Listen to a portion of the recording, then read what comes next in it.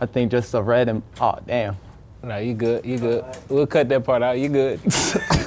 Actually, we're gonna keep that in. No, I'm like.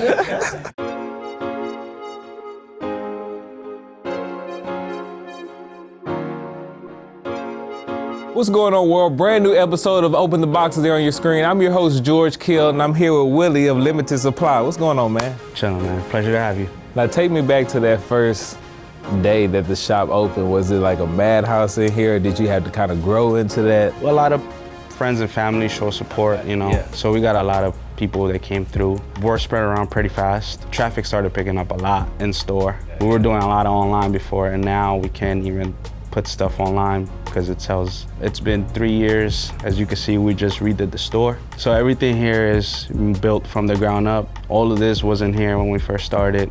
It was literally just a shell. But my brother did the whole space, him and one other guy. Initially, I wanted it to be white box because I wanted people to focus on just the shoes and the product. The wood behind, the grass, that was his idea. What is the significance of the name, Limited Supply? And then what is your background with sneakers? So Limited Supply actually started in 2013. We were selling shoes at SneakerCon, other sneaker events, online. I was into sneakers since I was a little kid. You know, the usual story. Couldn't afford them back then. Yeah. Had my first job, went crazy. Yeah. My favorite shoes, the Black Cement 3s. I just started like going to the forums. ISS was big back then, Nike Talk. It all snowballed from that. After high school, I didn't really know what I wanted to do. I decided to try to sell my collection and move from that. I thought it was just like a phase, but then 09 came around, end of the year, Space Jam release came, and I had to do it. I think if it wasn't for that, I don't think this would have happened, to be honest with you. We both live in college town. I live in Austin, obviously UT is there, but what do the Rutgers students get? They tend to go for the Bape and the Supreme. I just feel like we could do a lot more with them, and that's something I want to do in 2019. That's a goal of mine, to really hammer down on being more community-based. Rutgers is right there, so I gotta take advantage of it. Give me some of the rare shoes that have been on these shelves. You mentioned the Bruce Lee Kobe 5, so I'm like, what, 3 years late? Yeah, a little bit of everything, to be honest with you. A lot of older retros, you know, stuff like Cool Grey 4s, Do the Right Thing 3s, stuff like that, older SBs like Hovs. We even had a 1985 Chicago 1 go out the door, $300. We try to price everything so it can go. You know, we just try to keep a flow of things. There's some ones up there that caught my eye when I first walked in here. So basically it's a OG and a 94 retro. The 94 retro is actually mine. The 85 was kind of like gifted to us. It's just something that, you know, to catch people's eyes, for them to see and appreciate like the history of the Jordan 1. That started it all, and who knows, without that shoe, you know, we probably wouldn't be here. So Willie, describe the process of Limited Supply and how you guys go about just doing business. We're a buy, sell, trade company. People bring us stuff all the time. We take a look at it, we appraise it, you know, see what we could sell it for and base it off there. A lot of people come in actually and trade up for things, which is what we like because it gives us a chance to be fair when pricing things out. But we're also expanding as far as trying to take in stuff from people out of town, because a lot of people hit us up like, yo, I can't come to the store, I'm from here. Kind of expound on some of these prices. Willie's being modest. So we have a little bit of everything on the shelves. This NMD model, for example, we're selling it for $60. It goes for, retails 180. Nobody's buying this shoe for 180, but for $60, I mean, you can't go wrong. We try to do things a little bit different here. We don't just try to stock like, you know, the hype stuff like we said, whether you're shopping for the $2,000 pair of shoes or the $50 pair of shoes. We want to cater to everyone really, and we relaunched the website too. Some of this stuff you might see on the website, a lot of the pre-owned stuff we're working on getting it on the website just because it sells so fast. Right. And then I always love seeing different methods. You know, you guys have like the used, worn stuff kind of facing the wall. Yes, so everything brand new is facing this way. Everything pre-owned is facing the other way. We don't want to mix in the new with the pre-owned. But usually this is the kind of stuff that just flies. Now, clothing-wise, what is Limited Supply about? What do we have here? Well, we have a little bit of Bape, Supreme over here. We try to carry a little bit of everything, anti-social also, but we're really big on the vintage stuff right now. We really try to like curate A lot of good pieces for early 90s stuff. This is all stuff that I'll personally wear, you know what I mean? So that's why I try to like bring it through here.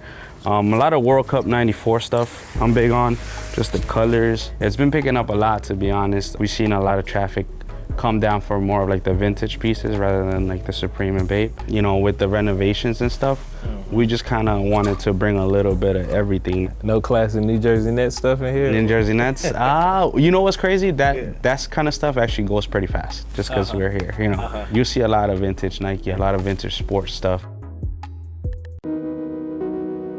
With the vintage stuff, it's just the thrill of the hunt. You know, I was talking to you about like back in like 07. It wasn't as easy to get sneakers like it is today. So I just finished showing you some of our regular pieces.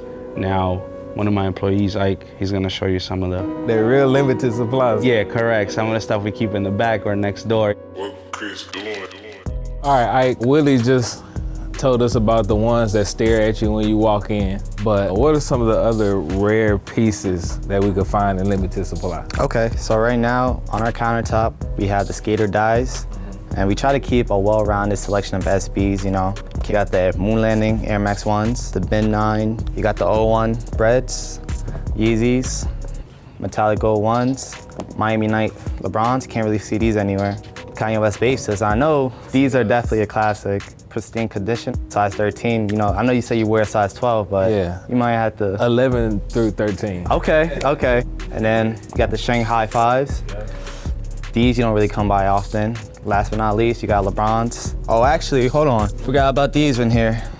94 Cements. This is our Bape collection. You got the classic, you know, 06 Bapeses. These ones right here probably might be my favorite, the Chompers, Cause Chompers. Initially, we actually had about, I think, 10 to 15 pairs. Okay. And then right now, this is just the remaining of what we have left off. When we did put them out, we put them out for like $150, I think. And they were flying out the door like hotcakes, to be honest. Shout out to Timmy, actually.